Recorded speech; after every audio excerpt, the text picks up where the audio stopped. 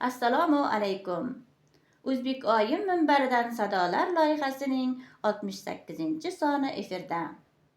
Umidbaxsh gapni ko'ngil qafasiga joylagan, taysallanmay diqqat bilan dalillarga asoslanib so'zlasa, azobi ham chekinadi.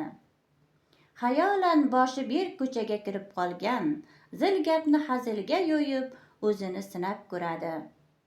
Nadomat jomidan ichib loqayd bo'lgan, farosatsizlik kasaliga uchrab, yoqimsiz qiliq chiqarar. Ochiqchasiga ensasi qotgan, baqrayib gapdan ma'no uqmasa, ta'bi ham tirriqlashib qolar. Taqibdan qochib yashaganning ongi muzlasa, raqiblikka yaramay qoladi.